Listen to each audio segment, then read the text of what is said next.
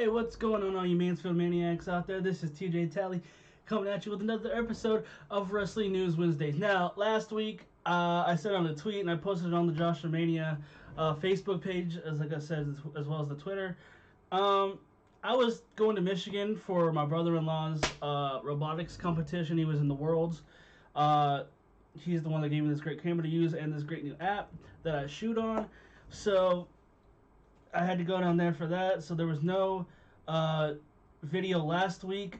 So sorry for that, but thanks for understanding. So yeah, so I'm gonna get into it. I got like 2 weeks to cover. I don't know how much I'm gonna talk. Could be a short video, could be a long video. I don't know. Anyway, so I don't have anything in my notes. If you can see, this is all my notes. I don't have anything for Impact, but I'm gonna talk about Rebellion real quick. I thought it was good. Tessa Blanchard and Gail Kim, that wasn't bad. There's a new heavyweight champ. Brian Cage beat Johnny Mundo, Johnny Impact, Johnny Foxwell, whatever the heck you want to call him. So yeah, there's a new champ. There's new tag champs. LAX beat the Lucha Bros to get their titles back. Because Lucha Bros are probably, as from what I heard, is going to be exclusive to the AEW brand here in America. So can't really say too much about that. But the card was good, top to bottom. Impact puts on a great show. I read a few things from the TV taping. I don't really remember everything that happened, but I know RVD returns to Impact on the TV taping, so good for him. I can't wait to see him and watch him on Impact on Twitch or in Pursuit. I don't have Pursuit, but I got Twitch, so that'll work. So NXT, the tapings are tonight. I didn't get a chance yet to watch NXT from last week. I'll catch up probably after this video sometime today, since I have all day. So yeah, I'm probably going to catch up on that. But the big news coming out of NXT UK last week was Alexander Wolf got moved back down to NXT, and he's in a group now with Walter and oh crap, I forget the other two, Fabian Eichner and his partner, and I forget what their name is, but they're in a group now, and I guess they're going to be like the next Ring Kampf. I think that's what they're called. So I'm excited to see what that is. Usually I root for the faces unless I really like the person. I'm just kind of like, hey, whatever. I don't care if they're a heel. But I'm excited to see where this goes. NXT UK seems to be going in the right direction. So let's see where it goes from there. And then, I don't know if this is official or not, but Killian Dane is supposed to move back to NXT while his wife Nikki Cross stays on Raw. I read they were trying to keep couples happy, so maybe they'll move Nikki Cross back to NXT. I don't see why they wouldn't at least put them together or keep them both on NXT. They're not really using Nikki Cross right now in any shape, form, or whatever. Send her back down to NXT, let her get some more work in. I mean, I'd love to have her on the main roster, but send her back down to NXT, get her some more work. So that's all I got for that. Dustin Rhodes versus Cody Rhodes at Double or Nothing. I didn't get a chance to talk about that. I'm excited. I honestly, I heard a rumor that Goldust's contract was up and that he was going to leave, but then nothing. So I don't know. I didn't know because Goldust or Dustin Rhodes kind of was like, no, I'm not leaving. Don't believe everything you say. And then, he's fighting his brother. I'm excited. I think that's going to be a hell of a match. A lot of people say Goldust is old and stuff, or Dustin Rhodes is old. I don't care. Look, if you're old and you can still go, you can go. I feel like he can still wrestle, so that's going to be an exciting match come May 25th. Speaking of May 25th, we all know Dean Ambrose was leaving WWE. So his contract expired at midnight last night, and I guess he returned to his indie form of Jon Moxley. Now, I never really seen him as Jon Moxley. I only seen him as Dean Ambrose, so everyone's like, oh, he was this hardcore guy. So I'm excited to wait and see what he can bring. They said there was hints to say the Dice said 2-5, which is AEW's Double or Nothing, so he could be heading there in about 2 weeks, 24 days now. But about 24 days. So I'm super excited to see what's next for Dean Ambrose or Jon Moxley. So I can't wait to see what's next for him. And we're just going to go from there. So I touched on that already. Yeah, Undertaker signs a new contract. So he got pulled from StarCast, which is AEW, along with Kurt Angle. they say Vince doesn't fear competition, but he's trying to, you know, get all these stars not to appear. Yeah, it's not really having to do with AEW, uh, but I mean, it sort of does, but it doesn't in the same sense.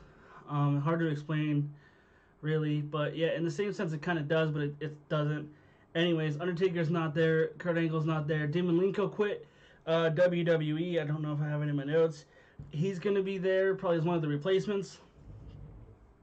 So that's gonna be exciting for everyone that attends Starcast Part 2 here in a few weeks. So yeah, Road Dogg is on extended break. Honestly, after him and Vince got into it and he couldn't take it anymore, he got put on an extended break. I don't get it. Personally, I don't know. Maybe he'll have greener pastures somewhere else. Not saying he will. Not saying he won't. I don't know what the future holds, and I hope to see him back writing or being the head of something or whatever he was doing. Because SmackDown wasn't bad with him there. It started to get good, and now it's just I don't know. It's kind of iffy. Sheamus was out with a concussion. I don't know if he still has it or not. A lot of this news is probably going to be from a week ago, 2 weeks ago. Like I said, I was in Michigan. I honestly didn't do much because I was at the competition and stuff all day, and then I would go back to the hotel and relax with my wife. I did see the Avengers, so that was cool. So that's the only thing I really did that wasn't robotics related. So anyways, yeah. So most of this news is, it's gonna be old. So just bear with me here. War Machine. They were called War Machine and Ring of Honor.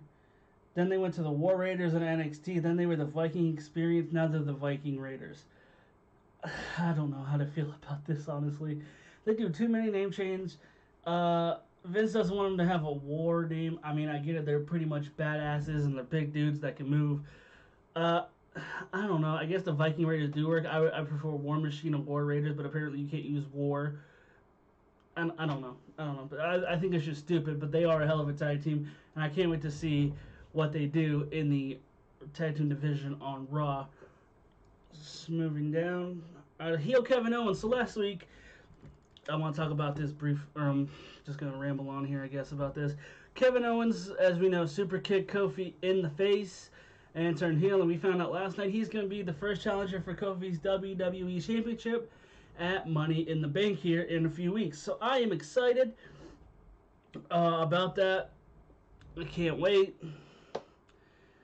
I do love a heel Kevin Owens, though. I know I was rooting for Kofi to win the title at WrestleMania and stuff, but I love a heel Kevin Owens because that's just the best Kevin Owens there is. I mean, I've seen some of his work as a heel in Ring of Honor.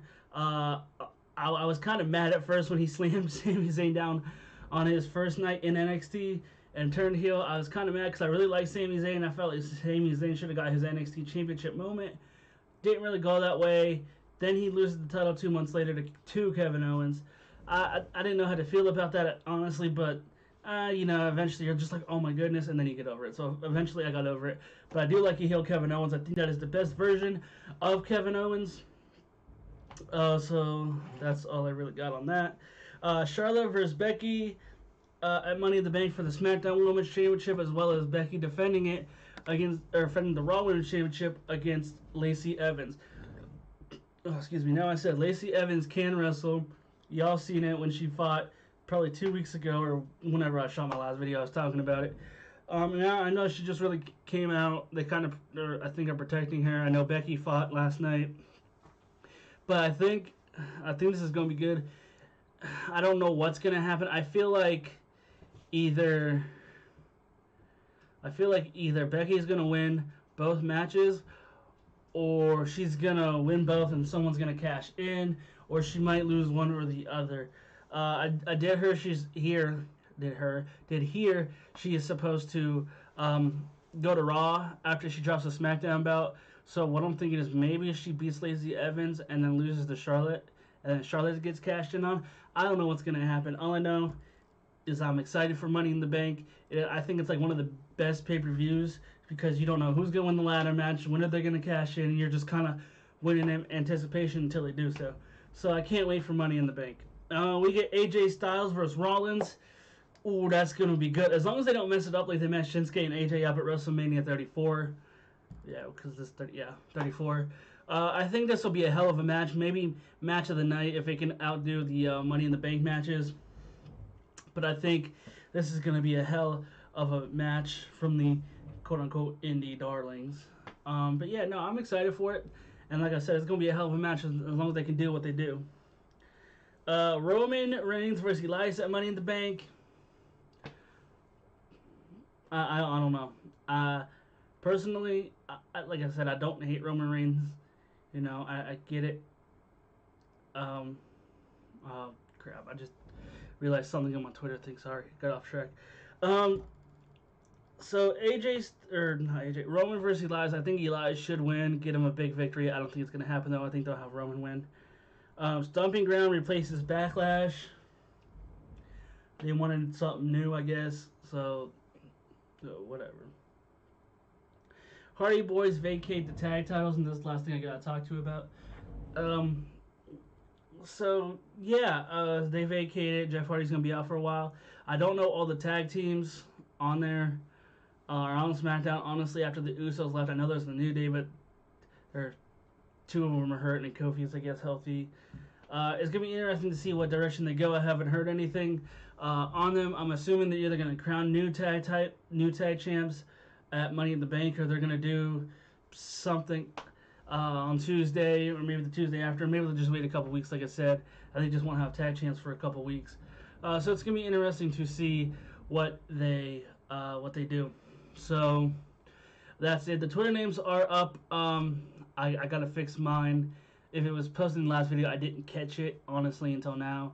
So if anyone's been trying to follow me on Twitter, it's not Tale, it's Tal-E with an EY. I'll fix it here in a second. But yeah, follow any of those links. Hold on, let's see if I can do it right now. Come on. I'll fix it after this video. But yeah, no, so that's about it. Just follow one of those links. I'll fix it. I'll put it, somewhere so y'all can follow me. Follow Joshua Mania. Follow Mansfield Maniac, or Maniac Mansfield. And yeah, that's all I got for you guys today, so stay blessed.